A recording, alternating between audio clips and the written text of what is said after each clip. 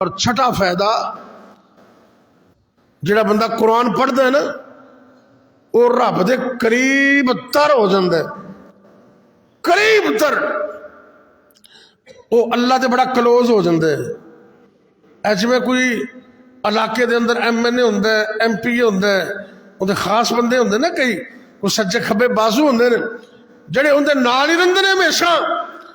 اللہ فرماندے نے میرے بھی کچھ خاص بندے نے، میری بھی ایک جماعت ہے، اور وہ جماعت ہے قرآن پڑھنے والے۔ کون ہے؟ آئیے ذرا حدیث سنیے۔ اگر اللہ کا قرب چاہتے ہو، اللہ کے قریب ہونا چاہتے ہو، اللہ دے خاص بندے بننا چاہتے ہو، آپ پھر حدیث تے ذرا غور کرنا۔ ابن ماجہ کتاب السنہ حدیث نمبر 178، میرے اور آپ کے پیر و مرشد جناب محمد صلی اللہ علیہ وسلم نے فرمایا ان للہ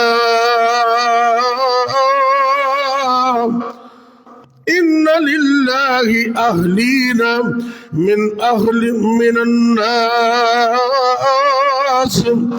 نبی کریم صلی اللہ علیہ وسلم فرماتے ہیں لوگوں میں سے کچھ بندے رب کے خاص ہوتے ہیں، رب کے خاص بندے، اور رب کی خاص جماعت بننا چاہتے ہو، آؤ پھر عزم کرو کہ انشاءاللہ ساری زبان تک قرآن رہے گا۔ چلو لمبیاں چوڑیاں صورتاں نہیں تو جدو گھر جاندے ہو اعوذ باللہ بسم اللہ پڑھ کے سورہ قل ہو اللہ پڑھ لیا کرو، فلق والناس پڑھ لیا کرو، انشاءاللہ اے عظمت تانوں بھی مل جائے گی۔ آئیے ذرا، نبی کریم صلی اللہ علیہ وسلم نے فرمایا لوگوں دے وچوں کچھ لوگ رب دی خاص جماعت نے، اور رب دے خاص بندے نے، وہ کیڑے نے ذرا غور کرنا۔ صحابہ عرض کردے نے قالوا یا رسول اللہ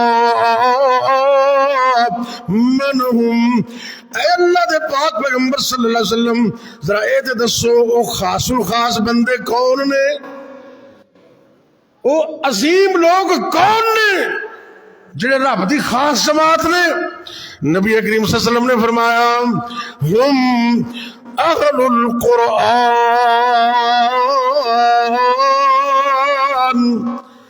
او بندے جڑے دنیا دے اندر قرآن دی تلاوت کردے نے، قرآن دی تلاوت کردے نے، قرآن نال محبت کردے نے، دن رات دیاں کڑیاں دے اندر اللہ دے قرآن دی تلاوت کردے نے۔ اہل القرآن اہل اللہ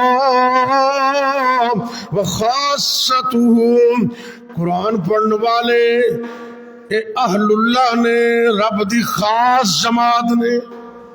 قرآن پڑھنے والے یہ اسپیشل جماعت ہے اللہ کی۔